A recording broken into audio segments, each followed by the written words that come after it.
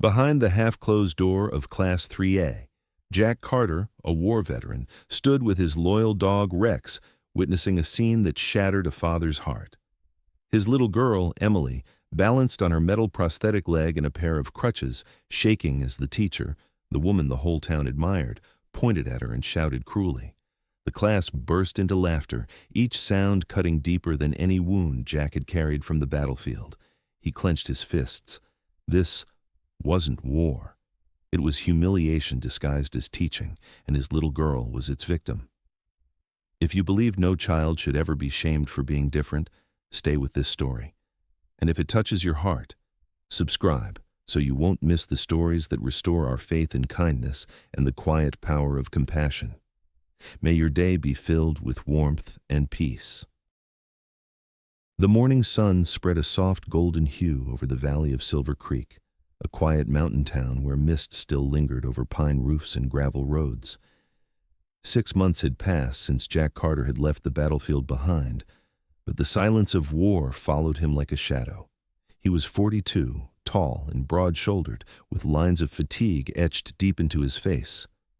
That morning, he dressed the way he always did: an olive green field jacket, dark blue jeans, brown leather boots polished from habit, and a black baseball cap that bore the white word veteran. The world no longer called him soldier, yet he still moved like one. His wife was gone, taken by a car crash years ago. His daughter, Emily, survived the same tragedy but lost a part of herself, one leg, and yet somehow found the strength to keep walking forward.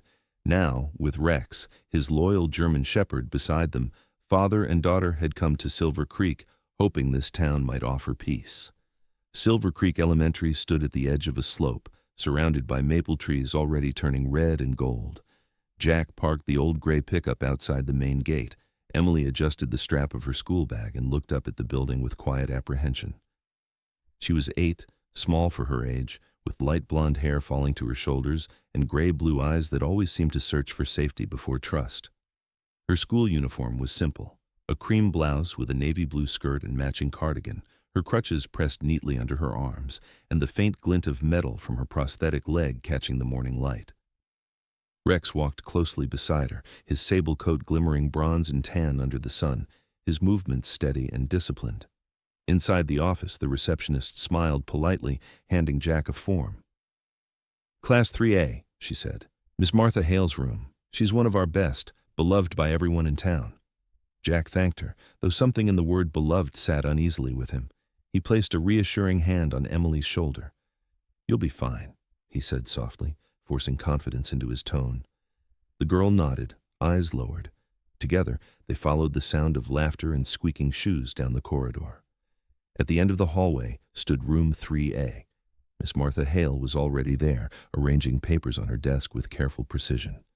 She was in her late 30s, medium height, wearing a pale gray blouse tucked into a long charcoal skirt, with a lavender silk scarf neatly tied around her neck. Her chestnut hair curled slightly at the ends, framing a composed face that looked kind from afar but revealed a sharpness up close. When she looked up, her smile was perfect, controlled. "Ah, you must be the Carters," she said in a voice practiced to charm. "Welcome to Class 3A." Jack crouched beside Emily's desk, checking that she could reach her books. "I'll be back after class, kiddo," he said. Emily nodded, holding the pencil tightly as if it were an anchor. Jack turned to leave, giving a polite nod to Miss Hale. As he stepped out, Rex hesitated, his amber eyes fixed on the woman at the front of the room. His tail stiffened, a faint growl rumbled in his chest. Jack frowned and whispered, "Easy, boy." But even as they walked down the hall, Rex glanced back, uneasy. The lesson began. At first it was routine, children writing their names, whispering about recess. Emily tried to keep her head low and her crutch quiet against the tile floor. Then came the moment that changed everything. "Emily," Miss Hale said sweetly, "why don't you stand and read the next sentence?" The room fell still. The little girl stood, balancing carefully on her prosthetic leg. Before she could begin, the teacher added, "Careful, dear. Not everyone knows how to stand as firmly as you." The words slid out like honey hiding poison. Laughter erupted. Some children snickered openly. Others covered their mouths. Emily froze, her face burning. The laughter swelled, bouncing off the walls until it felt like the whole room was laughing at her. But not everyone laughed. Near the window sat Noah, a quiet boy with tousled brown hair, and beside him, Olivia, a girl with glasses too big for her face. They exchanged a look that held no amusement, only discomfort. Noah frowned, glancing at Emily's shaking hands. Olivia whispered something to him, but neither spoke up. Their eyes followed Emily with quiet sympathy while the rest of the class turned away. They didn't know it yet, but that small act of empathy would later become the first thread in a chain of courage. Out in the hallway, Rex stiffened again, ears erect. The sound reached him, faint but sharp, the kind that meant distress. He growled low, pacing near the door. Jack, on his way back from the main office, stopped. "What is it?" he whispered. The dog's body language was unmistakable. Tension, unease, protection. Jack stepped quietly toward the door of Class 3A, his instincts kicking in like a switch flipped. Through the narrow glass window, he saw Miss Hale leaning close to Emily's desk. The teacher's mouth moved, her voice too low for him to hear, but her finger pointed sharply, almost accusingly, while Emily sat frozen, eyes wide and shoulders trembling. The other children watched silently, afraid to intervene. Jack's jaw tightened. There was no gunfire here, no smoke, but something in the air felt the same, danger in a different form. Rex's growl deepened, vibrating like a warning through the quiet hallway. The bell finally rang. Children rushed past Jack, laughing, shoving books into backpacks. Emily came out last, her eyes red but dry, her lips pressed in silence. Jack knelt, meeting her gaze. "Everything all right?" he asked softly. She nodded too quickly, her voice barely a whisper. "I'm okay." He didn't believe her, but he let it pass. For now. Rex walked between them, his head turning back toward the classroom as if to make sure it was over. The drive home was silent. The pickup rattled down the dirt road, sunlight flashing through the trees. Emily stared out the window, watching the houses slide by without seeing them. Jack kept his eyes forward, his hand tightening on the steering wheel every time she flinched at a bump in the road. Rex sat in the back, his gaze steady on the girl, protective and solemn. That night, the house was still. Emily had gone to bed early, curled up beside Rex's warm body. Jack sat alone at the kitchen table, the faint hum of the refrigerator the only sound. He opened an old notebook, the same one that had followed him through every deployment, and began to write. "Something's not right at that school," he noted. Then, after a long pause, he added, "I'll protect her, no matter what this war looks like." The ink spread slightly on the worn paper, his handwriting steady but heavy with anger and love. He closed the notebook and leaned back in the chair. The light under Emily's door still glowed faintly. Rex shifted, his paws thumping softly as he guarded her room. Outside, Silver Creek slept in peace, unaware that a quiet storm had already begun in Class 3A. A battle not of guns or flags, but of cruelty and silence. And somewhere in that silence, a father's promise began to take shape.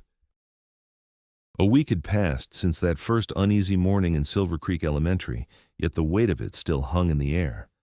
Jack Carter had tried to convince himself that things would settle down, that perhaps he had misread what he saw through the door of Class 3A. But children remember what they're taught, and cruelty, once planted, grows fast. Autumn deepened, the mornings colder now, and each day began the same way. Emily walking stiffly down the hall on her crutches, her father's encouraging smile fading behind her, and Rex watching from the window of the truck, his sharp amber eyes never leaving the school doors. Inside the classroom, the whispers had become a constant hum. Every time Emily dropped a pencil, it rolled just far enough that she couldn't reach it without bending awkwardly. No one helped. Some turned away, others smirked. When she tried to ask a question, the boy behind her mimicked her voice in a cruel falsetto, and laughter followed. One morning, she unfolded her notebook and found a piece of paper stuffed between the pages. On it, scrawled in childish handwriting, were two words that burned into her chest: one-legged freak. She folded the note and slipped it into her pocket, too afraid to throw it away, too ashamed to show anyone. Miss Martha Hale presided over it all with perfect poise. To the parents, she was still the beloved teacher, the woman who organized charity drives and stayed late to decorate the bulletin boards. But when the door closed and the hallway fell quiet, her sweetness hardened into ice. She would call on Emily for tasks she couldn't easily do, wiping the board, carrying a stack of books, and when the girl hesitated, Martha's sighs grew loud enough for the class to hear. "We mustn't let our weaknesses define us, Emily," she would say, every syllable polished, every smile rehearsed. The children learned quickly. They copied her tone, her gestures, even her cruelty. At recess, Emily sat alone beneath the rusted slide. The wind was sharp enough to sting, but she stayed there anyway, tracing lines in the dirt with her crutch. Across the playground, Noah and Olivia exchanged worried looks. Noah, a boy of 9 with hair the color of wet sand and eyes too serious for his age, nudged Olivia gently. She was smaller, with round glasses that kept sliding down her nose in a quiet way of speaking that people often ignored. "She's crying again," Noah whispered. Olivia hesitated, then walked over, placing half her sandwich beside Emily without saying a word. Noah joined her, pretending to tie his shoelace so no one would notice. They didn't speak, but for a few minutes, Emily wasn't alone. By the end of the week, the game had spread beyond the classroom. Children began to whisper behind her back in the cafeteria, in the hallway, even at the bus stop. Someone started leaving small drawings on her desk, stick figures with one leg crossed out. Martha never said a word about it. Once, when Emily tried to complain, the teacher smiled thinly and said, "You must learn not to take jokes so seriously." The words stung worse than the laughter. Noah and Olivia tried to help where they could, sliding her textbooks closer, cleaning her desk when the others spilled glue or crumbs on it, but their kindness made them targets too. "Pity squad," someone called them, and from then on, the three of them sat at the corner table during lunch, quiet, invisible. Each morning when Jack dropped Emily off, Rex's instincts sharpened. The moment they reached the front gate, his tail went stiff, and a low growl hummed through his throat. At first, Jack dismissed it as a dog's restlessness, but by the third morning, even he began to notice the pattern. Every time Rex looked toward the classroom windows, his ears flattened and the hair along his spine bristled. "What is it, boy?" Jack murmured, but the dog only whined, pulling gently toward the school as if trying to reach her. The veteran in Jack couldn't ignore that warning, not from a creature who had once saved lives in the field. That night, Emily pushed her food around her plate without eating. When Jack asked about school, she smiled in that small, strained way that broke his heart. "It's fine," she said, her voice flat. Later, as he tucked her into bed, he noticed a faint bruise near her wrist, shaped like fingers. She pulled her sleeve down before he could ask. "I fell," she whispered. Rex lifted his head from the floor, his gaze steady and unblinking. When Jack turned off the light, he found himself standing in the hallway long after, listening to his daughter's restless breathing. Twice that night, she woke crying, but when he rushed in, she only said she had dreamed of laughter. By the weekend, Jack's unease had hardened into suspicion. He began to arrive earlier for pickup, waiting by the fence where he could see the classroom windows. From afar, Miss Hale was every bit the model teacher, smiling, patient, waving to the parents. But through the glass, when she thought no one was watching, her expression changed. Her movements were sharp, commanding, her smile gone. Jack saw her lean close to Emily, her words quick, her tone clipped. Emily's body tensed each time. The sight made Jack's pulse tighten in his throat. He wasn't a man prone to imagination, and Rex's constant low growls only deepened the certainty forming in his gut. That evening, Jack stopped by the office to speak with her directly. Martha greeted him with that same graceful warmth, wearing a cream cardigan and a silver pin shaped like a dove. "Mr. Carter," she said, her tone almost musical, "Emily is adjusting beautifully. She's a bright child, perhaps a bit sensitive, but she'll learn." Jack hesitated, studying her face. "She's been quieter lately," he said, "and I've noticed a few bruises." Martha laughed lightly, the sound hollow. "Oh, children fall. And the other students, well, they're children too. Sometimes teasing happens, but we're guiding them. You have my word." Her gaze was steady, her smile unwavering. Jack wanted to believe her, but something behind that calm voice rang false, like a note out of tune. On Monday, he tried again to shake the thought away. He watched Emily limp toward the entrance, her small figure dwarfed by the other children. As she turned to wave, Rex barked sharply from the truck, startling nearby parents. Jack hushed him, embarrassed, but the dog's eyes stayed fixed on the building. For the rest of the day, Jack found himself distracted at work, his mind replaying that sound, low, urgent, protective. He had heard that bark before, once in Afghanistan, seconds before an ambush. Rex had always known before anyone else. That memory made him grip the steering wheel tighter when he drove back to the school that afternoon. When the final bell rang, Emily was one of the last to come out again. Her uniform was rumpled, and there was a smear of chalk dust on her sleeve. She smiled faintly when she saw her father, but it didn't reach her eyes.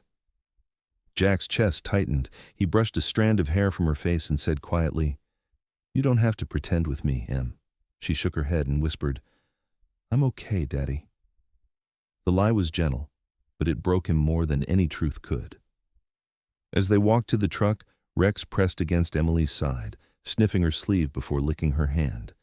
She smiled at the dog, the only creature she trusted completely. That night, as the sky deepened over Silver Creek, Jack sat once more at the kitchen table, his notebook open. The lamplight spilled across his rough hands, the same ones that had carried men through fire and rain. He wrote slowly, every letter deliberate. Something is happening in that classroom. Then, beneath it, another line. The enemy hides behind kindness this time. He stared at the words for a long time before closing the book. Outside, the wind whispered against the windows, and Rex, lying near the door, let out a low growl that faded into the dark. By the end of October, Silver Creek had surrendered to the first breath of winter. The air was sharp and dry, carrying the faint scent of pine and wood smoke that settled over the town like memory. Frost gathered on the school windows each morning, and the playground lay silent beneath pale skies. Jack Carter had begun to dread those mornings. Emily spoke less and smiled even less. There was a hollowness in her eyes, something far older than her 8 years. When she slept, she often whimpered softly, and Rex, lying beside her bed, would lift his head at every sound, alert, protective, waiting for a danger he couldn't yet name. Inside Class 3A, the air felt heavier each day.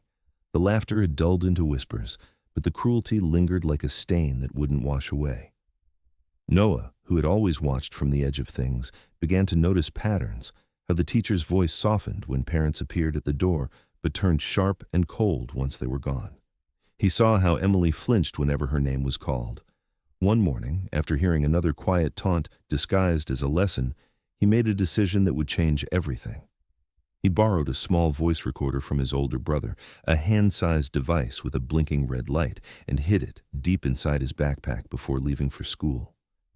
It wasn't courage that drove him, just the sense that someone had to do something, even if no one believed a kid. The next day, Noah sat 2 desks behind Emily, pretending to draw while the recorder captured everything. Martha Hale was in one of her moods, pacing between rows of desks with her usual air of authority. She stopped beside Emily, inspecting the girl's messy handwriting. "You call this effort?" she snapped, voice low but edged with venom. "Even with one leg, you should at least try to look capable." A few students stifled laughter. Emily's face went white. She whispered an apology that barely rose above a breath. Martha leaned closer, her voice like ice. "Don't apologize. Improve." Noah's stomach turned. His hand trembled over his drawing, but he didn't look up. When recess came, he slipped into the restroom and checked the recorder. The red light still blinked. He pressed play and heard it all. The voice, the words, the cruelty no adult would believe without proof. That afternoon, Olivia saw what kindness alone couldn't fix. She was sitting near the classroom door when Martha ordered Emily to clean the chalkboard after lessons. The girl hesitated, crutch leaning awkwardly against the wall. "Use your hand," the teacher said coldly. "You still have one." Olivia froze as she watched Emily struggle to reach the upper corner, her small frame shaking from the effort. When she faltered, Martha stepped forward, gripping the girl's chin and twisting her face upward with cruel precision. "Look at me when I speak," she hissed. Emily's eyes brimmed but didn't fall. Olivia's stomach clenched. She wanted to shout, to stop it, but her voice caught in her throat. When the bell rang, she was the last to leave, standing by the door as Emily wiped her tears with trembling fingers. That evening, Olivia told Noah what she had seen. They met behind the bike rack, where the wind rattled the chain-link fence. "We can't let this keep happening," Noah said quietly, clutching his backpack. "I recorded her. We have proof now." Olivia's eyes widened behind her glasses. "Will you tell someone?" she asked. He shook his head. "Not yet. We need more. If it's just one day, they'll say I made it up." The two of them stood there for a long time, the last light fading behind the hills. For the first time, they understood that doing the right thing could feel just as frightening as staying silent. The next morning, Jack arrived earlier than usual. He parked the truck near the curb, his breath visible in the cold. Rex sat beside him, alert, tail still. Through the windshield, Jack watched the schoolyard fill with children. He could see Emily among them, quiet, small, her breath clouding the air like mist. When she turned toward the door, Rex suddenly stiffened. His ears flattened, his body coiled, and before Jack could react, he leapt from the truck, pulling the leash from Jack's hand. The dog charged toward the school entrance, barking in deep, sharp bursts that echoed across the yard. Parents turned, startled. Jack sprinted after him, calling his name. By the time he reached the doorway, Rex had pushed past two students and stood at the threshold of Class 3A, barking furiously at Miss Hale. Inside, the teacher froze mid-sentence, her smile vanishing. Emily sat at her desk, wide-eyed. For a moment, no one moved. Then Jack appeared in the doorway, grabbing Rex's collar, his heart pounding. "I'm sorry," he said quickly. "He's not usually like this." But when he looked at his daughter's face, pale, frightened, with faint red marks along her neck, his apology died in his throat. Miss Hale straightened her skirt and smiled thinly. "Animals can be unpredictable," she said, voice honey-sweet again. Perhaps he sensed the commotion. No harm done. Jack forced a nod, but inside something cracked open, a realization forming in the silence between every word she spoke. That night, when he helped Emily change into her pajamas, Jack noticed the marks again, small, almost circular bruises near her collarbone. "What happened here?" he asked softly. Emily froze, then forced a laugh too weak to convince anyone. "I tripped. My crutch slipped." He stared at her, seeing the lie in her eyes. "Emily," he whispered, "you can tell me." She shook her head, tears welling. "It's nothing, Daddy. Please." Jack wanted to press, to demand the truth, but she was already trembling. He kissed her forehead instead and turned off the light.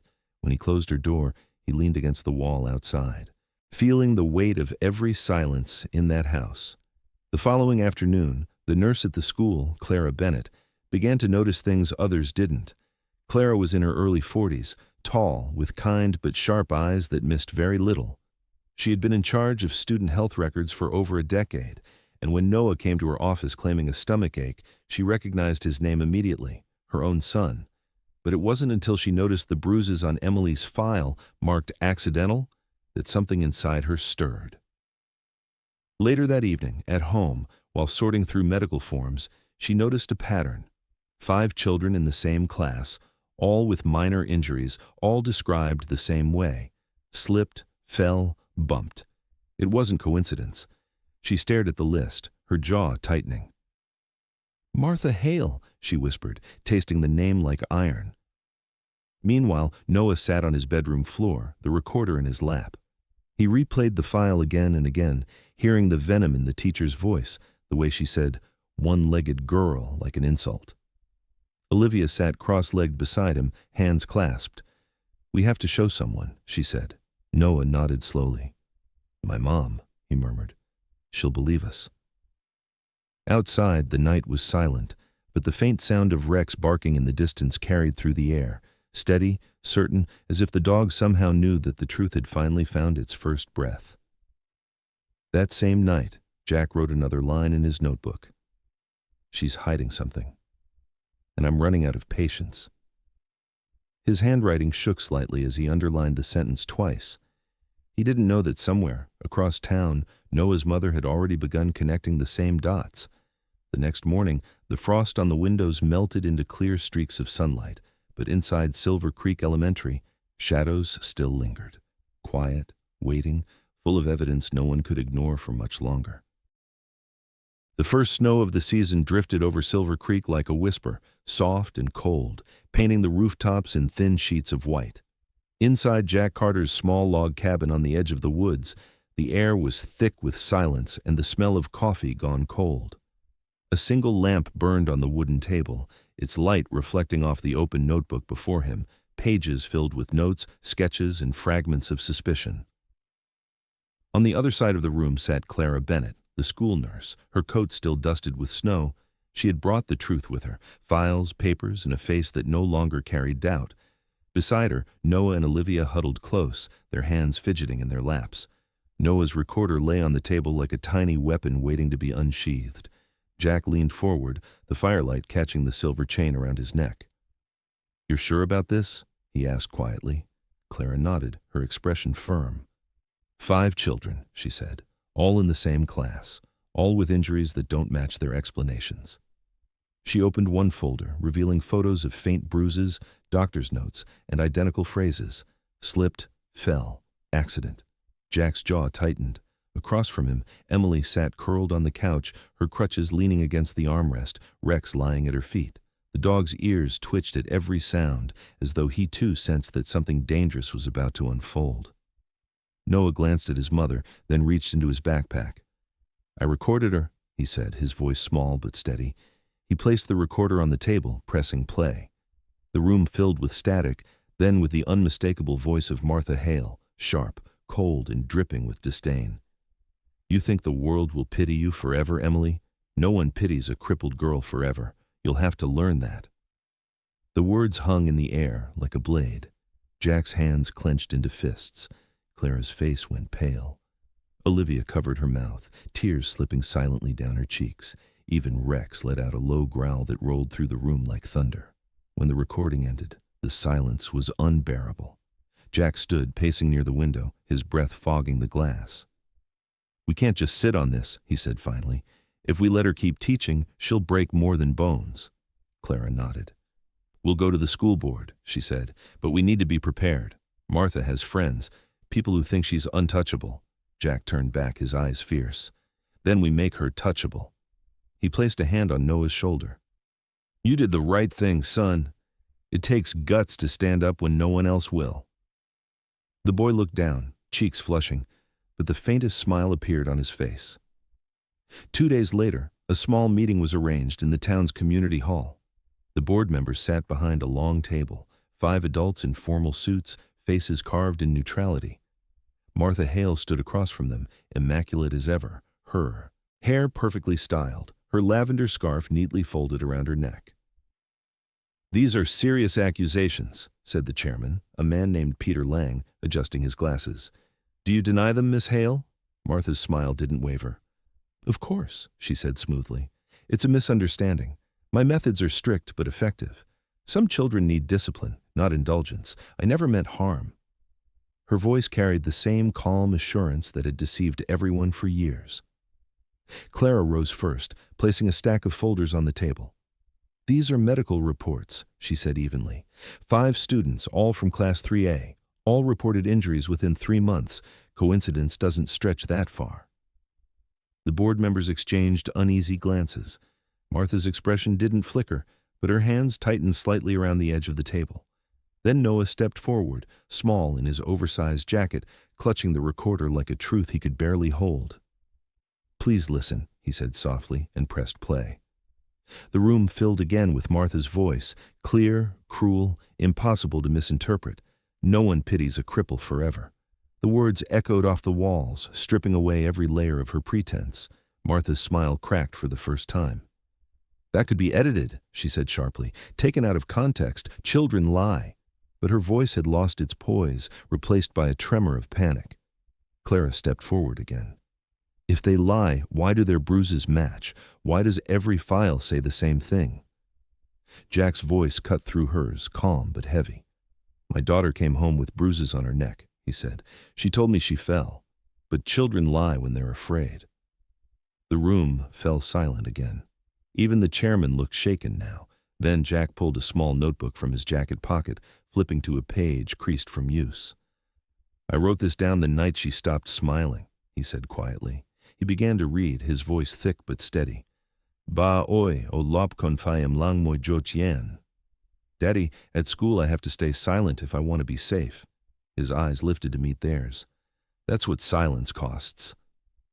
Martha took a step back, her face pale. For a moment she looked less like a teacher and more like someone exposed to her own reflection for the first time. When the vote came, it was unanimous. Martha Hale was suspended indefinitely pending further investigation. She didn't speak as she gathered her things, but the fury in her eyes was unmistakable, a bitterness born from the loss of control. As she passed Jack on her way out, he met her gaze without flinching. "You don't scare her anymore," he said softly. "And that's what scares you." She said nothing, only turned and walked out into the snow. Afterward, the board members dispersed in uneasy silence. The small group remained, Jack, Clara, Noah, and Olivia, standing together beneath the flickering lights. For the first time in months, the air didn't feel heavy. Clara exhaled slowly, tears glistening at the corners of her eyes. "It's over," she whispered. Jack looked toward the window, where snowflakes fell against the dark glass. "No," he said. "It's just the beginning of healing." He looked down at Emily, who had been waiting quietly by the door. She smiled faintly, her hand resting on Rex's back. The dog wagged his tail once, as if he too understood that the war they'd fought had finally been seen. That night, back at the cabin, the lamp still burned on the table. Jack opened his notebook one last time and wrote, "Justice doesn't always roar. Sometimes it whispers in the voices of children brave enough to tell the truth." He closed it slowly and watched the snow fall through the window. Rex lay by the fire, his steady breathing filling the quiet. Outside, Silver Creek slept under a soft white sky, unaware that in one small classroom, a storm of cruelty had finally met its end. A month had passed since the day the truth came to light. The first snow had melted, leaving behind glistening puddles that mirrored the pale winter sun. Silver Creek Elementary stood quieter now, almost humbled by what had happened within its walls. The town had changed in small, quiet ways. Parents talked more softly to their children, teachers listened more carefully, and the laughter that echoed through the schoolyard no longer carried cruelty. For Emily Carter, every morning still carried a hint of fear, but it was no longer the kind that froze her. It was the kind that slowly learned to let go. Class 3A looked different now. The posters were new, the air felt lighter, and at the front of the room stood Mr. Turner, the new teacher. He was in his mid-40s, tall but gentle-looking, with soft gray hair and eyes that smiled before his mouth did. He wore sweaters instead of suits, and his sleeves were always rolled up, as though he believed teaching required both heart and hands. On his first day, he placed a small wooden sign above the board. The letters were hand-carved, uneven, but full of care. "No one left behind." When Emily read it, she felt something stir inside her chest, a warmth that had been buried for too long. For the first time in months, she smiled.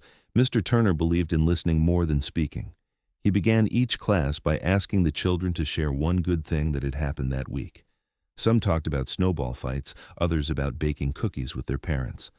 When it was Emily's turn, she hesitated, but Mr. Turner waited patiently, never rushing her. "Rex chased the mailman again," she said finally, and the class laughed, not cruelly but kindly. Even laughter, she realized, could sound different when it wasn't meant to wound. Mr. Turner nodded with a grin. "That's one brave mailman," he said, and the whole class laughed again, warm and easy. Noah and Olivia had become her closest friends. The three of them worked together on every project, sitting at the same table by the window. One afternoon, Mr. Turner announced a group assignment: build something that represents fairness. The room buzzed with chatter, but the three of them exchanged a knowing glance. By the end of the week, they had built a miniature classroom from cardboard and clay, where every desk was the same height, every seat faced the front, and a tiny figure stood beside another smaller one, holding out a hand to help. When they presented it, Mr. Turner's eyes softened. "Beautiful," he said quietly. "That's what school should be." The rest of the class applauded, and Emily's cheeks flushed pink, not from shame this time, but from pride. The following week brought an unexpected assembly. The principal, Mrs. Langford, stood on stage with a small golden plaque in her hands. The students whispered curiously as Jack Carter entered the hall, holding Rex on a leash. The dog trotted proudly, his coat brushed and his eyes bright. "Today," Mrs. Langford announced. "We honor a guardian who reminded us all what loyalty and courage mean." She lifted the plaque, engraved with the words, "Guardian Dog of Silver Creek." The applause that followed was thunderous. Rex tilted his head as if puzzled by the noise, but Emily laughed, clapping with both hands. Jack's eyes glistened as he knelt beside his old companion, scratching behind his ear. "You earned it, boy," he whispered. After the ceremony, Jack was invited to say a few words. He stood before the students, his olive field jacket buttoned against the chill, the dog tag around his neck catching the light. "Heroes don't always wear uniforms," he said, his voice steady but low. "Sometimes they sit quietly at the back of a classroom. Sometimes they speak up when others stay silent. And sometimes," he glanced down at Rex, "they walk on 4 legs." The children giggled softly, but his tone stayed solemn. "A hero is anyone who chooses kindness when it's easier to look away. Remember that." His words settled over the room like the hush before snowfall. As the days passed, the scars left behind began to fade, replaced by small acts of care. Noah began helping other classmates who struggled with reading. Olivia volunteered in the library after school. Emily, once silent, now raised her hand during lessons. There were still moments when she hesitated, when the ghosts of old laughter tugged at her, but she no longer felt alone. Sometimes she would glance at the sign above the board, "No one left behind," and draw strength from it. Mr. Turner often caught her looking and would simply nod as if to say he understood. On a crisp Friday afternoon, the first hints of spring touched the wind. The children were packing up when Mr. Turner stopped by Emily's desk. "You've shown great courage this semester," he said gently. "The class sees you differently now, not because of what happened, but because of who you are." He placed a small badge on her notebook, a tiny paper star cut by hand. "Next week," he added with a smile, "you'll be our class monitor." Emily blinked, surprised. "Me?" He nodded. "You've already been one in spirit. Now it's just official." She beamed, the kind of smile that lights a room from within. That evening, the Carter home glowed with the warmth of the fireplace. The scent of stew filled the air, and Rex lay by the hearth, his head resting on Emily's lap. She stroked his fur absently, her prosthetic leg gleaming faintly in the firelight. "Dad," she said softly. Jack looked up from the table where he was polishing his boots. "Yeah, sweetheart." She grinned. "They picked me to be class leader." For a moment, he just stared at her, then smiled, slow and proud. "I knew they'd see what I've seen all along." He reached out, brushing a lock of hair from her face. "You earned it." Outside, the snow began again, gentle and soundless. Jack sat back, watching his daughter laugh as Rex nudged her hand for another pat. The silver of her leg caught the glow of the fire, no longer a reminder of loss but a mark of strength.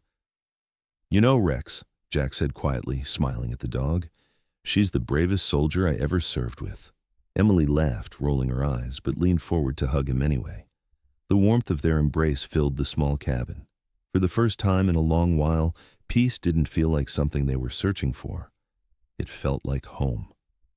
And as night settled over Silver Creek, a soft light spilled from the cabin window, glowing against the snow. It was the kind of light born not from fire, but from the quiet grace of people who had suffered, fought, and chosen kindness anyway. In that light, every wound healed a little, every silence broke, and one family, bound by love, courage, and a dog who never stopped believing, finally found their way back to hope. In a world where cruelty can hide behind smiles and silence can wound deeper than words, kindness becomes the quietest form of courage. This story reminds us that compassion doesn't always roar. It often whispers through the actions of ordinary people who choose to do what is right, even when no one is watching. The true heroes are not those who seek recognition, but those who heal others through patience, empathy, and sacrifice. If this story touched your heart, share it with someone who may need hope today. Leave a comment below and tell us what this story made you feel. Subscribe to our channel so you won't miss the next story about courage, love, and second chances. May God bless you, protect your home, and fill your heart with peace.